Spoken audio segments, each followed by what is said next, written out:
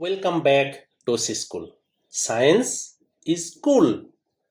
আজকের এই ভিডিওতে আমরা দেখব যে একটি টরয়েড আর এই টরয়েডের মধ্য দিয়ে যখন তড়িৎ প্রবাহিত হবে তখন যে চৌম্বক ক্ষেত্রের সৃষ্টি হবে সেই চৌম্বক ক্ষেত্র কিরূপ হবে এবং এই টরয়েডের অভ্যন্তরে অক্ষ বরাবর সেই চৌম্বক ক্ষেত্রের মান কি হবে। এখন আমরা যেটা দেখতে পাচ্ছি এটা একটি টরয়েড এবং তার সাথে একটি ব্যাটারি যুক্ত করা আছে। তাই এই ব্যাটারির তড়িৎচালক বল এই টরয়েডের মধ্যে দিয়ে তড়িৎ প্রবাহিত করছে আর এই তড়িৎ প্রবাহের জন্য এই টরয়েডের অভ্যন্তরে চৌম্বক ক্ষেত্রের সৃষ্টি হবে।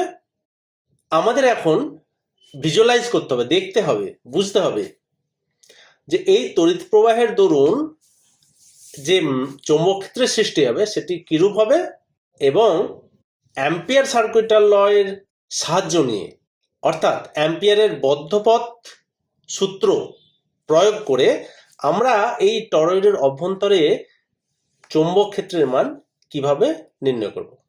খুবই সহজ বিষয়, শুধু আমাদেরকে বুঝতে হবে জিনিসটা। আগে আমাদের জানতে হবে টরয়েড কাকে বলে। এখানে যে একটি তার দেখতে পাচ্ছি, দেখো ব্যাটারির পজিটিভ টার্মিনাল থেকে বেরিয়ে এই একটি বলয়, দেখো গ্রে কালারের একটি বলয় আছে, বৃত্তাকার বলয়, এর চারপাশে তারটাকে পেঁচানো আছে। এই যে তারটি হচ্ছে অন্তরিত পরিবাহী তার। পরিবাহী তার মানে এটা কপার বা এই ধরনের পরিবাহী পদার্থ দিয়ে তৈরি তারটি, কিন্তু অন্তরিত অর্থাৎ এর চারপাশে মানে কপারের উপরে একটা কোটিং দেওয়া আছে, প্রলেপ দেওয়া আছে, যেটা কিনা তড়িৎ প্রবহন করে না। যেমন আমরা সাধারণভাবে বাড়িতে যে সমস্ত তারগুলো ব্যবহার করি সেগুলো সব অন্তরিত পরিবাহী তার। হ্যাঁ, বাইরে পিভিসির কোটিং থাকে। যাই হোক, এই দীর্ঘ অন্তরিত পরিবাহী তারকে আমরা কি করেছি যে একটি বৃত্তাকার অক্ষ বিশিষ্ট সুষম প্রস্থচ্ছেদের বলয়, অর্থাৎ এই যে গ্রে কালারের বলয়টি দেখতে পাচ্ছি, যেখানেই কাটো না কেন প্রস্থচ্ছেদ সমান পাবে, তাই সুষম প্রস্থচ্ছেদের বলয়ের গায়ে জড়িয়েছি। এমনভাবে জড়িয়েছি যে প্রতিটি পাক বলয়ের অক্ষের সাথে লম্বভাবে থাকে। তখন এই যে কুণ্ডলী, এই যে তারের কুণ্ডলীটাকে বলা হবে টরয়েড। তো আমরা অনেকেই সলিনয়েড দেখেছি যেগুলো সোজা বা স্ট্রেট, যেটাকে বিজ্ঞানের আমরা বাংলা ভাষায় বলি রিজু সলিনয়েড। রিজু সলিনয়েডের দুদিকে প্রান্ত থাকে, কিন্তু দেখো টরয়েডের তো কোনো প্রান্ত থাকে না, তাই এটাকে আমরা বলতে পারি প্রান্তহীন সলিনয়েড, এন্ডলেস সলিনয়েড। যাই হোক, টরয়েড কি আমরা জানলাম, আর এই টরয়েডের দুটি প্রান্তকে আমরা কি করেছি, একটা ব্যাটারির সাথে যোগ করে দিয়েছি, তাই এর মধ্যে দিয়ে একটি তড়িৎ প্রবাহ হবে। এখন এই তড়িৎ প্রবাহের জন্য চারপাশে বা অভ্যন্তরে একটি চৌম্বক ক্ষেত্রের সৃষ্টি হবে। আর আমরা চৌম্বক ক্ষেত্রকে কিভাবে প্রকাশ করি? চৌম্বক বলরেখা দ্বারা। তাই এখানে আমাদের দেখতে হবে যে চৌম্বক বলরেখাগুলি কিরূপ হবে এক্ষেত্রে। তখন আমরা যদি চোখে দেখতে পেতাম তাহলে আমরা অবশ্যই এই তড়িৎ প্রবাহের দরুন বা জন্য যে চৌম্বক ক্ষেত্রের সৃষ্টি হয়েছে অর্থাৎ চৌম্বক বলরেখার সৃষ্টি হবে সেটি কিছুটা এই রূপ হতো।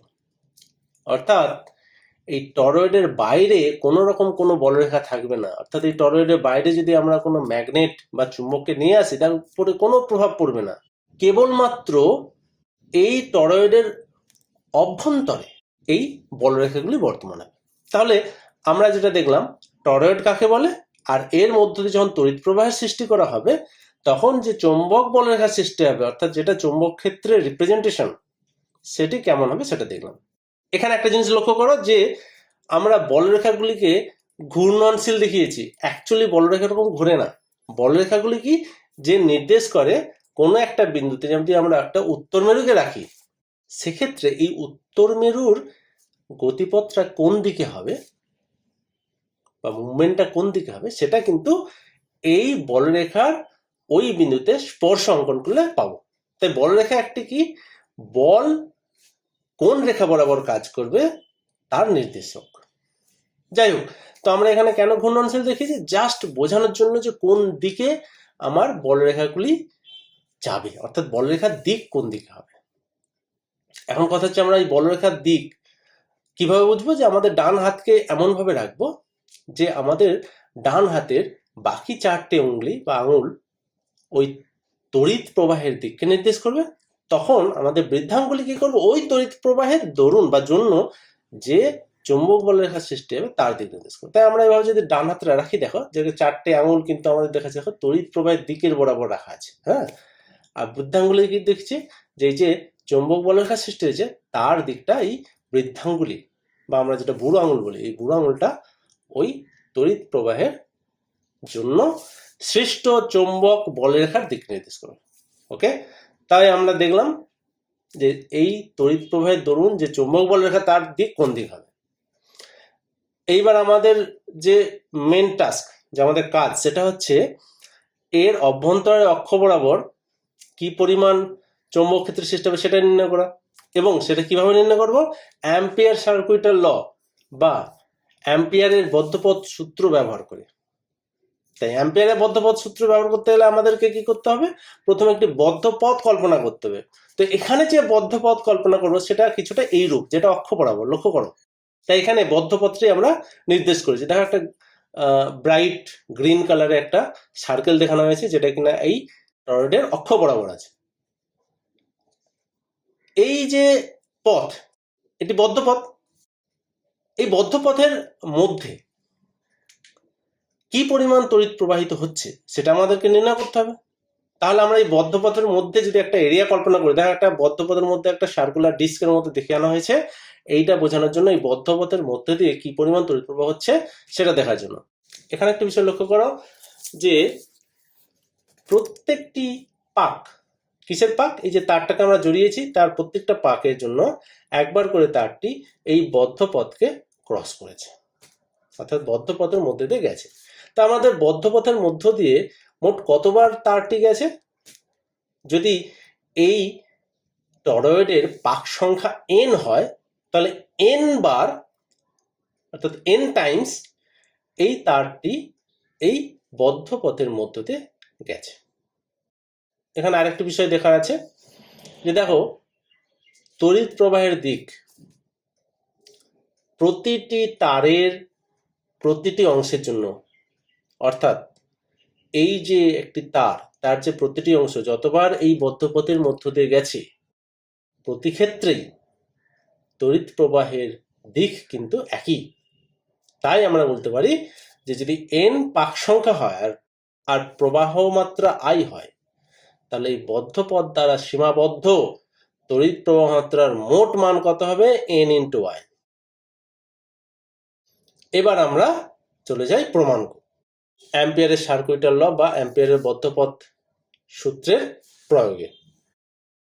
অ্যাম্পিয়ারের বদ্ধপথ সূত্রে কি বলা হয়েছে, যে এই যে বদ্ধপথ আমরা কল্পনা করেছি, এই বদ্ধপথ বরাবর B vector dot DL vector সমান হবে μ0 ইন্টু এই বদ্ধপথ দ্বারা সীমাবদ্ধ মোট প্রবাহ মাত্রা বা পরিবেষ্টিত মোট প্রবাহ মাত্রা, সেটা কত, ni। তাই আমরা বলতে পারি closed path integration of B dot DL সমান μ0 ক্যাপিটাল N ক্যাপিটাল I, যেখানে ক্যাপিটাল N পাক সংখ্যা, ক্যাপিটাল I তড়িৎ প্রবাহ মাত্রা। এখন যে কোনো বিন্দুতে আমরা ধরো 4টে বিন্দু কল্পনা করছি এই বদ্ধপথ বরাবর। আমরা যদি লক্ষ্য করি 4টে বিন্দুতেই বি ভেক্টরের দিক, অর্থাৎ চৌম্বক ক্ষেত্রের দিক, যেটা কিনা ওই বিন্দুতে অঙ্কিত স্পর্শক বরাবর হবে। একইভাবে ওই বিন্দুতে ছোট্ট যদি এই বদ্ধপথের অংশ নেই ডিএল, তার দিক একই দিকে থাকবে, অর্থাৎ এই দুটি ভেক্টরের মধ্যবর্তী কোণ 0। তাই closed path integration B dot DL এই বদ্ধপথ বরাবর কত হবে, closed path integration B DL into cos 0 degree. এখন প্রতিটি বিন্দুতে বি এর মান একই থাকবে, তাই বি কে আমরা এই ক্লোজড পাথ ইন্টিগ্রেশনের বাইরে নিয়ে আসবো। এখন হবে B into closed path integration of DL সমান μ0 ক্যাপিটাল N ক্যাপিটাল I। এইবার আমরা এই ডিএলটাকে যদি ছোট ছোট করে যোগ করি, তো আমরা একটা বৃত্তের পরিধিটাই পাবো। এখন এই যে টরয়েড এর ব্যাসার্ধ যদি ছোট r হয়, স্মল r হয়, তাহলে আমরা লিখতে পারি বি ডট 2πr সমান μ0 ক্যাপিটাল N ক্যাপিটাল I। তাই বি সমান μ0 capital N capital I by 2πr। এবার আমরা এই capital N by 2 pi small R এটাকে আমরা বলতে পারি যে 2 পাই আর তো পরিধি আর ক্যাপিটাল এন মোট পাক সংখ্যা। তো 2 পাই আর এ যদি এন পাক সংখ্যা থাকে তাহলে এক একক দৈর্ঘ্যে পাক সংখ্যা হবে এন বাই 2 পাই আর। তাই এই এন ক্যাপিটাল এন বাই 2 পাই আর কে আমরা যদি স্মল এন ছোট হাতের এন দিয়ে কিছু ডিনোট করি, যেটার মিনিং কি হচ্ছে বা ফিজিক্যাল সিগনিফিকেন্স কি হচ্ছে, যে যদি আমরা একক দৈর্ঘ্যের টরয়েডের অংশ নিই তার মধ্যে কি পরিমাণ পাক সংখ্যা আছে সেটাই ছোট এন কে বোঝায়। তাই আমরা বলতে পারি যে বি সমান mu zero small N capital I. আগের ভিডিওতে যেখানে আমরা সলিনয়েডের ক্ষেত্রে বের করেছিলাম বি অর্থাৎ চৌম্বক ক্ষেত্রের মান, সেক্ষেত্রে কিন্তু লক্ষ্য করবে একই মান এসেছে, অর্থাৎ বি সমান mu zero small N I.